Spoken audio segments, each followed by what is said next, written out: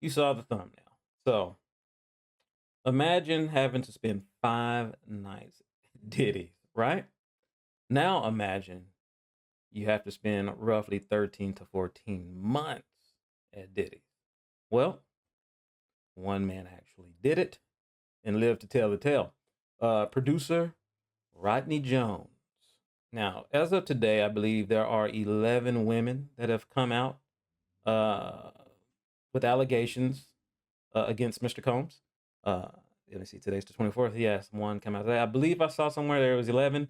You won't see men come out just because of the sheer embarrassment of the situation and being involved in it. All the men, majority of the men, are going that were involved with Diddy are going to distance themselves.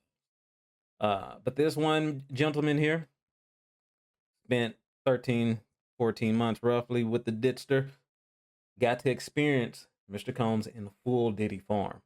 So I got the lawsuit here, filed earlier this year, February 26, 2024. Rodney Jones. Now, it's 73 pages. I'm only going to go through the first 20 or so pages. And there's some things I'm going to have to like skip past because there's like there's photos of a bloody, scene from a shooting. But we'll go over the information. I'll just skip over the picture. And there's other pictures too, so we'll go over the warning as well. But this is Mr. Jones right here, the plaintiff, versus Sean Combs in the gang here, his whole crew. The main ones in the first couple pages here is going to be Sean Combs, Justin Dior, and Christina Coram, I believe is how you say her name.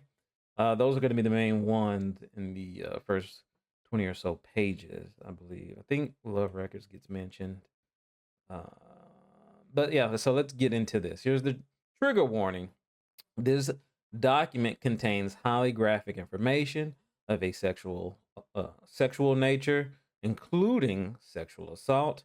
Additionally, there are graphic images of the aftermath of a shooting, redacted images of sexual intercourse, redacted images of minors, sex workers, and prostitutes, details of sex trafficking and illegal distribution of guns and drugs.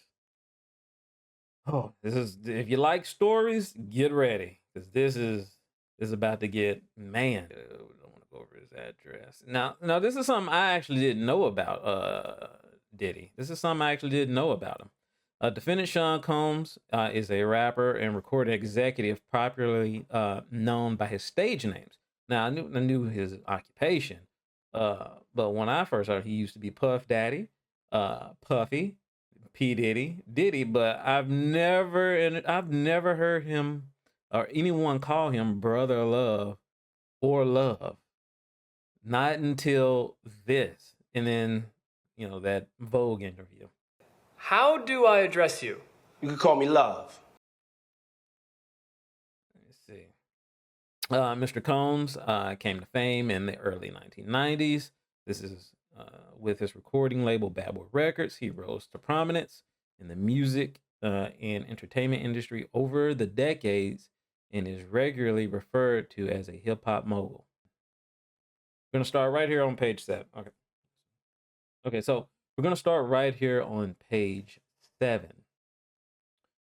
On or about August 22nd, Mr. Jones received a call from Mr. Combs requesting that he produce several songs on a rhythm and blues album titled The Love Album, Off the Grid. Or then I think it just later was just called Love Album. Mr. Jones agreed, and his life has been detrimentally impacted ever since. Summary of events here. From September 2022 to November 2023, Mr. Jones produced 9 songs on Mr. Combs' Love Album. Mr. Jones lived with Mr. Combs for months at a time, spending holidays, birthdays, and missed major family events. Mr. Jones resided at Mr. Combs' residence located in Los Angeles, California, New York City, and Miami, Florida. Mr. Jones also spent several weeks on a yacht rented by Mr. Combs in the U.S. Virgin Islands. Throughout his time with Mr. Combs, Mr. Jones witnessed, experienced, and endured many things that went far beyond his role as a producer on the Love album. The claims raised in this complaint have been corroborated through witness statements, video, audio recordings, and images that Mr. Jones has in his possession. Mr. Combs required Mr. Jones to record him constantly. On several occasions, Mr. Combs took Mr. Jones' cell phone and began recording himself. As a result, Mr. Jones has secured hundreds, it's in bold, of hours of footage and audio recordings of Mr. Combs, his staff, and his guests engaging in serious illegal activity. Let's see here. Mr. Jones has secured irrefutable evidence of the acquisition, use, and distribution of ecstasy, cocaine, GHB, ketamine, marijuana, and mushrooms. The displaying and distribution of unregistered illegal firearms. Mr. Combs, getting a little, let me move my mouse. Sorry. All right. Mr. Combs provided laced alcohol beverages to minors, sex workers at his homes in California, New York, and in the U.S. Virgin Islands and Florida. Mr. Combs' chief of staff, Christina Coram, KK, instructed her staff to retrieve drugs so she can provide it to Mr. Combs for his consumption. Christian Combs, Christian Combs, I thought his name was. Anyways, Christian Combs drugging and sexually assaulting a woman. Mr. Combs detailing how he planned to leverage his relationship with Bishop T.D. Jakes to soften the impact of his public image of Cassie Ventura's lawsuit. Young Miami. Now, I'm gonna be honest, I didn't know who this was because I don't listen to rap like I used to when I was younger. So I had to pull her up here. And I've heard of the City Girl. So she's one part of the City Girl duo here. Didn't know that. Didn't know that. Anyways, Young Miami's cousin and or assistant sexually assaulting Mr. Jones.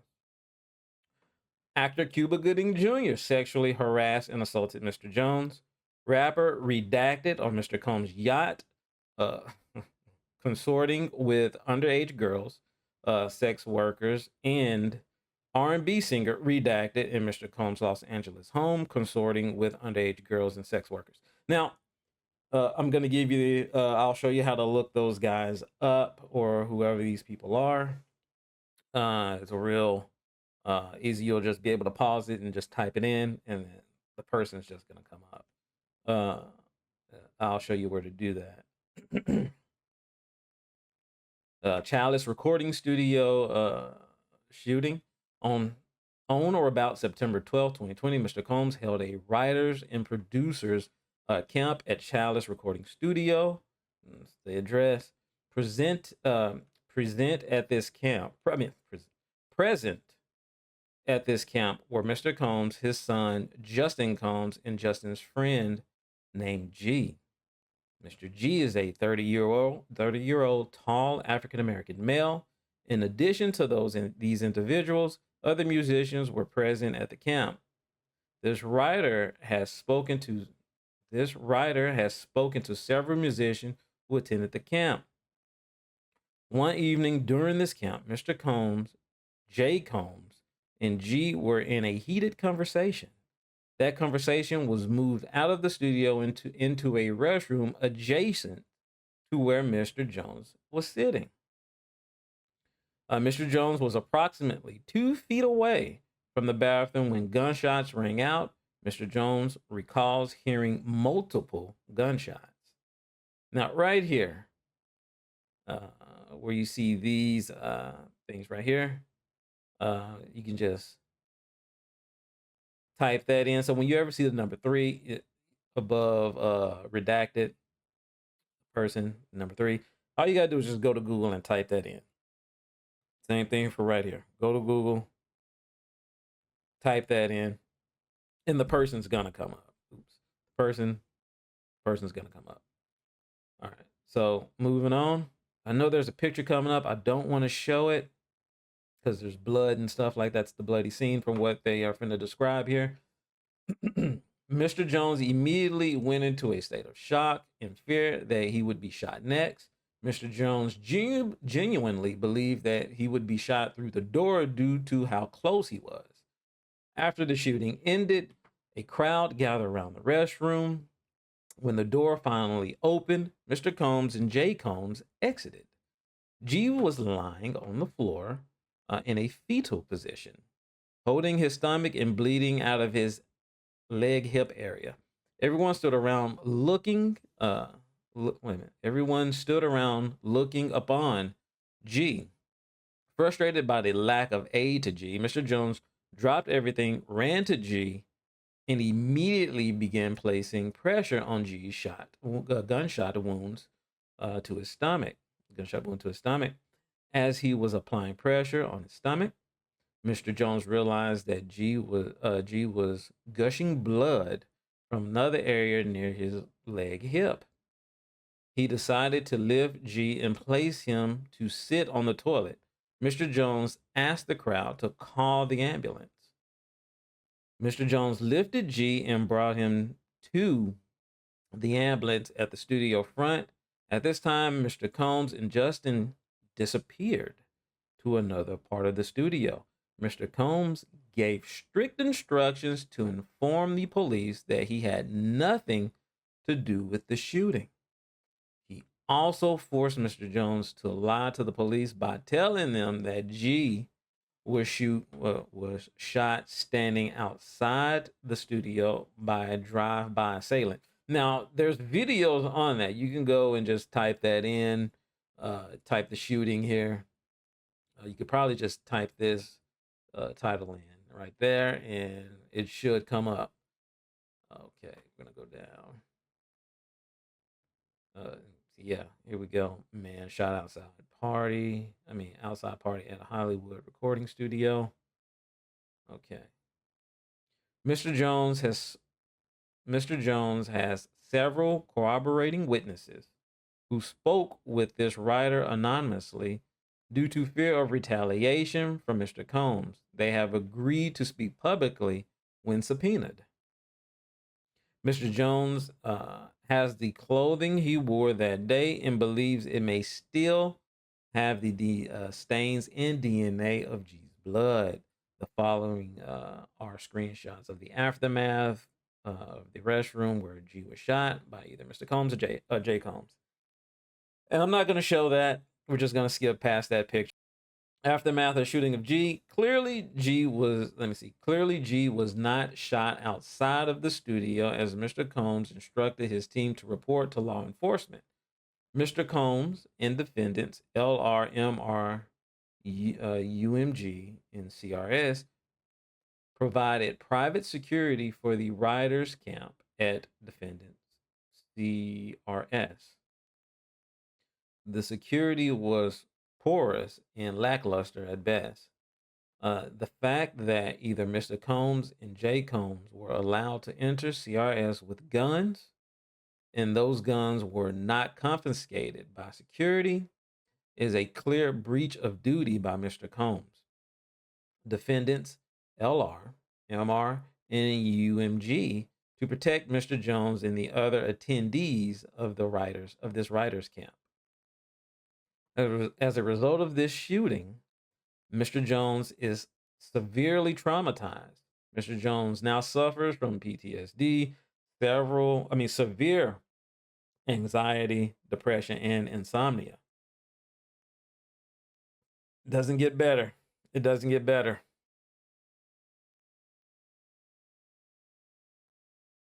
Mr. Jones was sexually harassed and assaulted by Mr. Combs. And it only gets worse from the shooting. Throughout his time living with Mr. Combs, Mr. Jones, the victim of constant unsolicited and unauthorized groping and touching of his anus by Mr. Combs.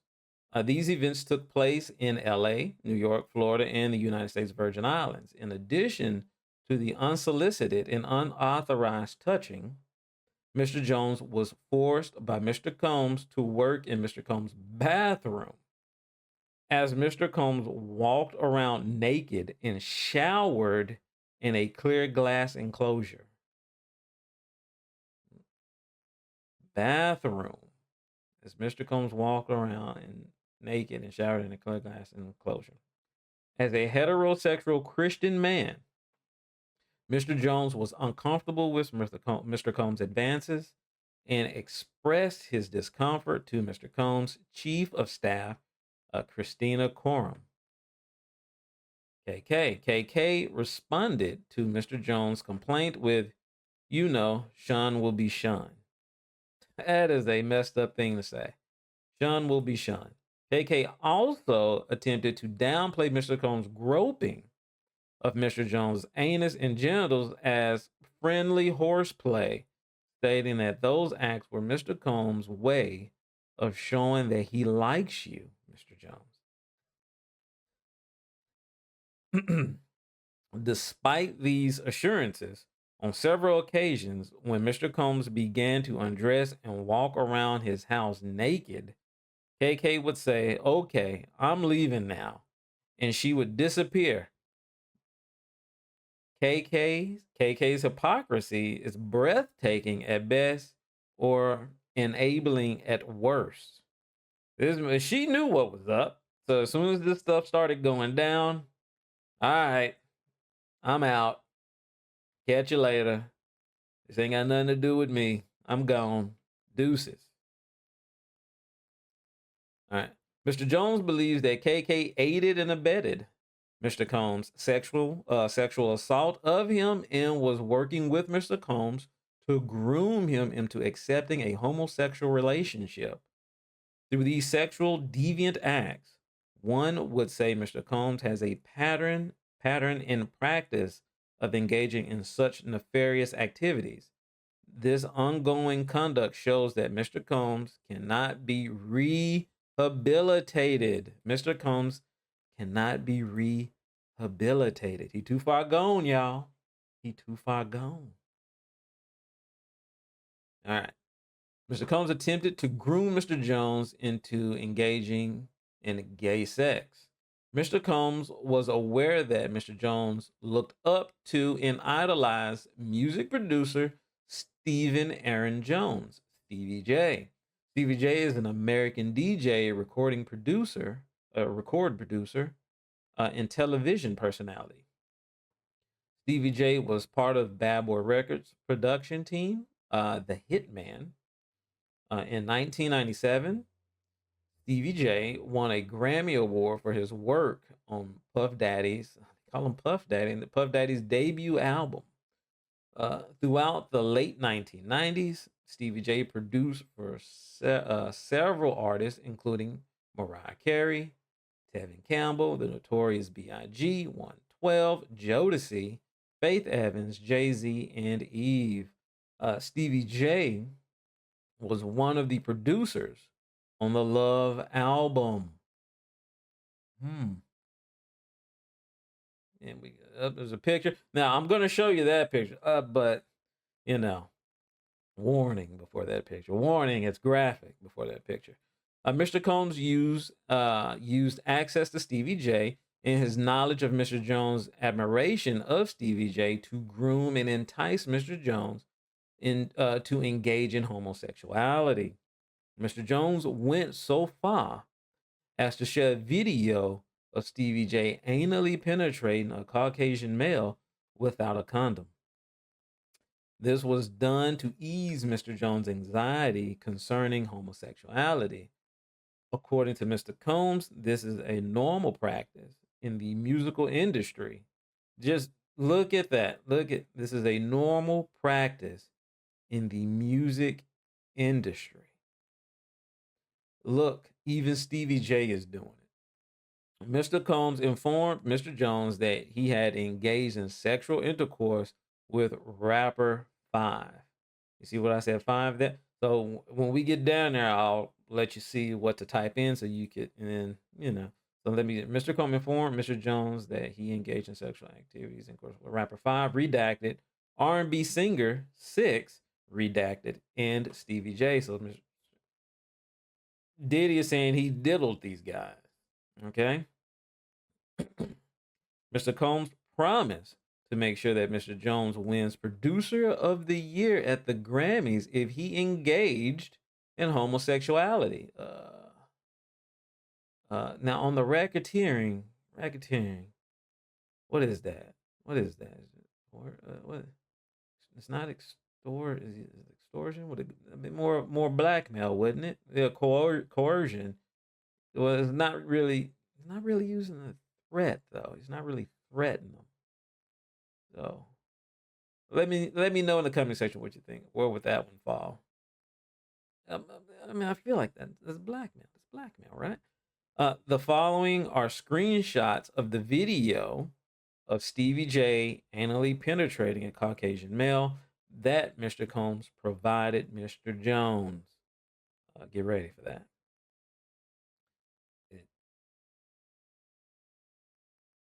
And here's this stuff here. So just type these in, and you'll see who these people are. You'll see who they are. They'll come right up. And then there's another one. I mean, that could be Stevie J, it could not, but I don't know the video though. I mean, that's the haircut. He does have that haircut. And that's just too graphic to show. Thanksgiving 2020, Mr. Jones is sexually assaulted by Young Miami's cousin. On Thanksgiving Day 2022, Mr. Jones was in Mr. Combs' house located in Miami, Florida. Young Miami and her female cousins were also present. Mr. Combs was intoxicated and offered cocaine to Mr. Jones. Mr. Jones rejected him and proceeded to walk to the restroom. P. Diddy be wanting the body, and you gotta tell him no. You got to tell him no. I did. While using the restroom, Young Miami's cousin burst into the restroom and began groping Mr. Jones. Mr. Jones believes that Mr. Combs sent her in there to sexually assault Mr. Jones. As she entered the bathroom, she dropped to her knees and began performing oral sex on Mr. Jones, exposing his penis. Mr. Jones pushed her away and exited the bathroom. Young Miami's cousin did not accept Mr. Jones' rejection as she proceeded to follow Mr. Jones out of the bathroom. She started undressing and attempting to straddle him and have sex with him in the presence of Mr. Combs and his staff. Jeez. Okay, here we got some pictures. Now that is Mr. Jones there. And the diddler right there. All right, once again, Mr. Jones pushed her off. The following images from a video of Young Miami, her cousin, Mr. Jones, and Mr. Combs right here. Mr. Jones and Mr. Combs on Thanksgiving Day, right before Mr. Combs invites Mr. Jones into the restroom and attempted to force him to take cocaine. In Young Miami and her female cousin who sexually assaulted Mr. Jones on Thanksgiving Day 2022. And all this stuff is going down, man, and he stayed. He stayed. Should have been out, but he probably, I don't know. Why would you stay? Why would you stay unless he was already threatened he couldn't leave or something? I don't. But let's continue. Let's continue. Trafficking and Victims Protection Act, and that's on the racketeering list, right? Prostitution. Procuring sex work, sexual tourism, commercial or sexual exploitation of children. Human trafficking, right here. Human trafficking, including trafficking of children, sex trafficking, labor trafficking, bribe buying, and debt bondage. Okay. Excuse me. Let me go get some water. Uh, throughout his time with Mr. Combs, Mr. Jones was transported from California to New York, Florida, and the United States Virgin Islands. During his time, Mr. Jones was forced to solicit sex workers and perform sex acts to the pleasure of Mr. Combs. On or about February 4th, 2023, Mr. Combs forced Mr. Jones to bring prostitutes and sex workers back to his home in Miami, Florida. And here are some images here. Got some images. This is one of the, wait, I don't know who this is. Oh, let's see. The sex workers that Mr. Combs forced Mr. Jones to bring back to his home. Let me see. On or about February 2nd, 2023, incident. Mr. Jones believes Mr. Combs drugged him. Mr. Jones recalls waking up naked, dizzy, and confused. He was in bed with two sex workers, and Mr. Combs, wait. He was, let's say, he was in bed with two sex workers and Mr. Combs. Yo, he also recalls aimlessly wandering around the house with no clothes on. And here are the pictures. These are the two ladies of the night. All right. Or sex workers. We can just go. Sex workers in Mr. Jones' bed the morning after being drugged. Another occasion in Miami, Florida on Thanksgiving night of 2022, Mr. Combs asked Mr. Jones and DeForest Taylor to enter the studio bathroom. He asked them for $100 bill because he wanted them to do cocaine with him. Mr. Jones was scared, but luckily he didn't have $100 bill. Why does it have to be $100 bill? What wouldn't you think? Wouldn't any bill do? Why does it have to be a 100? If someone can explain that to me in the chat, why does it have to be a $100? Is it bad luck not to snort cocaine or cocaine from anything less than a $100 bill? I don't know. So Mr. Combs waited a little later to do coke with Young Miami. Later that evening, he required Mr. Jones to solicit sex workers from Booty Trap on the river located. I don't want to put the. I know somebody gonna try to go there, right? Mr. Jones did so, and Mr. Combs forced him to engage in unsolicited sex acts with these sex workers. Booty Trap. They got vehicles. So it's a wait. So booty. If you're from the Miami area, Miami area, what is that? Booty Trap? What? What's Booty Trap? I have no idea what that is, but it's on a building. Booty Trap. I don't even want to Google that. I don't want that in my search history. All right.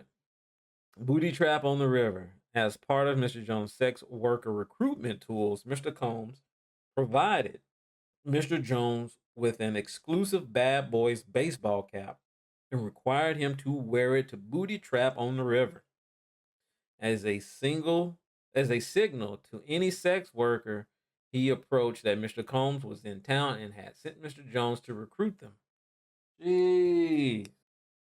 All right. Mr. Jones had no desire to visit Booty Trap on the river. Mr. Jones had no desire to solicit sex workers from Booty Trap on the river. Mr. Combs used his power and influence to intimidate and force Mr. Jones into soliciting sex workers from Booty Trap on the river. As detailed below, Mr. Combs used many tactics to maintain dominion and control of Mr. Jones. Apparently, these sex workers were accustomed to serving Mr. Combs and would know that he is in town by the sight of the bad boy's baseball cap. The following are Instagram profiles of two of the sex workers that Mr. Combs required Mr. Jones to solicit and have sex with at his home in Miami, Florida. Those are the two sex workers. Can't they just go and find the sex workers and also and subpoena them as well? Is that a thing? Can they do that? All right. Mr. Jones had no desire to solicit and have sex with the individuals in the previous paragraph. Mr. Combs used his power and influence to intimidate and force Mr. Jones into soliciting and sleeping with these women. The following is the phone number of another sex worker that Mr. Combs required Mr. Jones to solicit and perform sex acts with at his home in Miami, Florida. And this is, let me see it. This is the Pratt, Miami, Dominican. Okay. Mr. Jones had no desire to solicit and or have sex with these individuals in the previous paragraph. Wait, is this just repeating the same thing? Uh, okay. Paragraph. Mr. Combs uses power and influence to intimidate Mr. Jones into soliciting. With the above, Mr. Combs used many tactics to maintain domain over control over Mr. Jones. He promised him a Grammy for Producer of the Year for the Love album. He offered him $250,000 to purchase all the instruments he needed. He wanted. He promised him ownership of his 20 million property. What? He promised him ownership of his 20 million property, One Star Island in Miami, Florida. He promised access to record label executives like defendants Lucian Charles Gragan, I don't know, and Ethiopia, that name. Mr. Combs would often switch up his approach. He would go from promising Mr. Jones the world to threatening Mr. Jones with physical harm. There we go. There we go. There's in that RICO Act. There we go. Blackmail, crime, coercion using threat. There's that blackmail. Mr. Combs threatened to eat Mr. Jones' face and inform Mr. Jones that he is willing to kill his mother, Janice Combs, if he must, in order to get what he wants.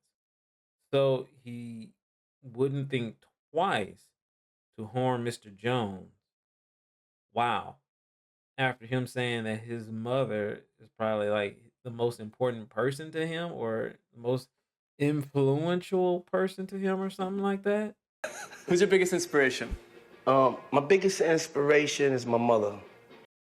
If this is in fact true, which with everything that's coming out, we have little reason to doubt the allegations in here. We're on page 20. Mr. Combs and J. Combs solicits drugs and engage in illicit sex acts with minor and sex workers. On or about July 2nd, 2023, in California, Mr. Combs had a listening party at his home. Present at this party was R&B artist, redacted, J. Combs, sex workers, and some underage girls. The event began at 7 p.m. Mr. Combs requested the female sex workers and required Mr. Jones to solicit them.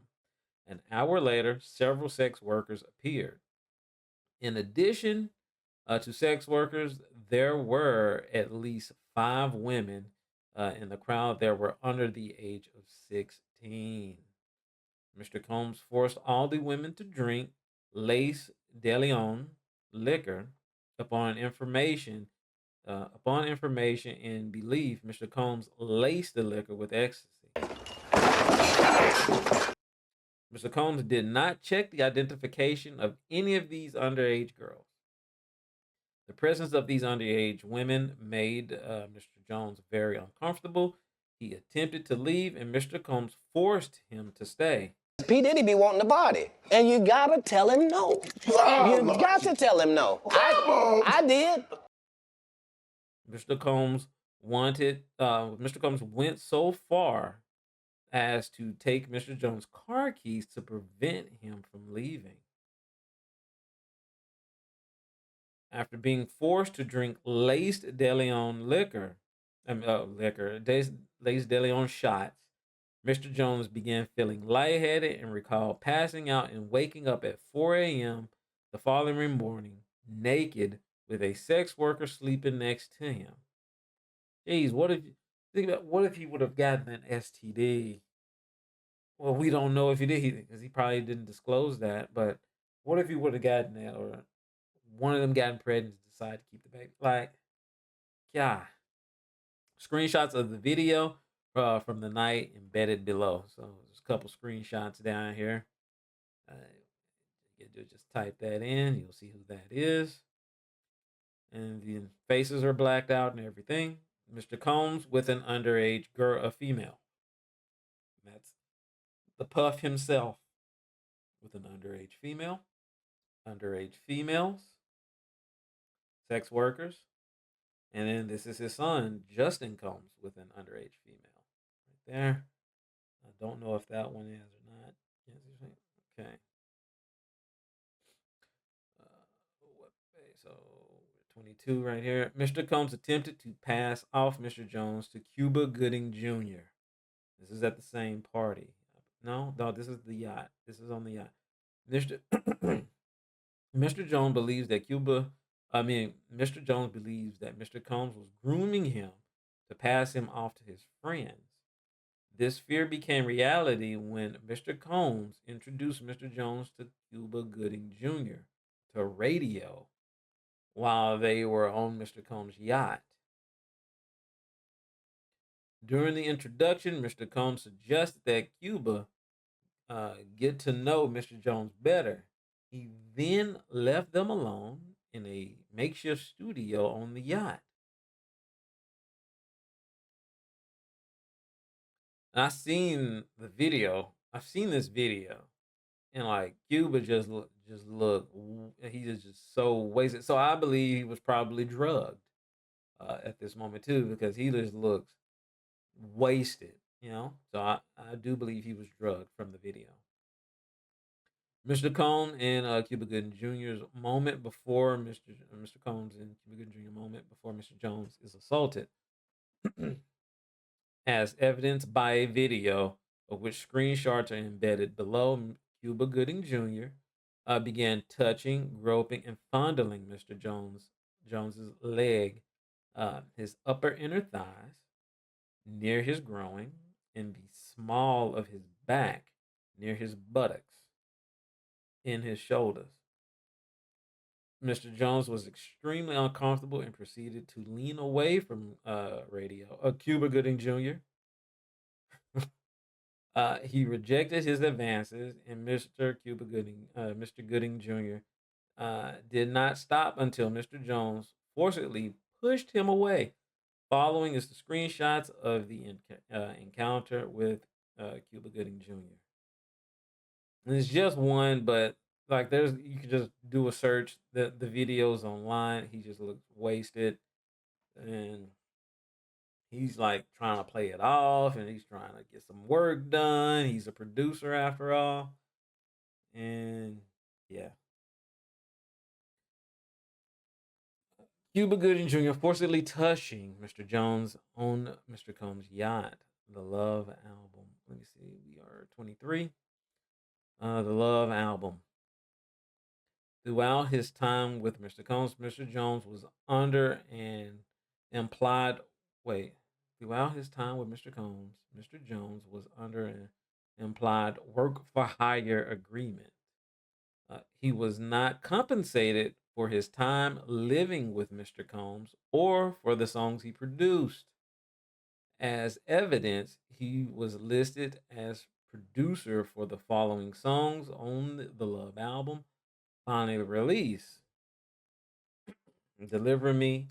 Now, knowing everything that we know about Diddy, these titles to these songs just seem so weird. Deliver Me, like with all the solicitation of the prostitutes and getting sending people over, like Deliver Me, like he literally delivered people to other people. Uh, um, Stay part one. We just read that he forced dude to stay. Stay part one. that's that's wild right there. Reaching. What's love? Stay a while. God, and all these just seem so diddly.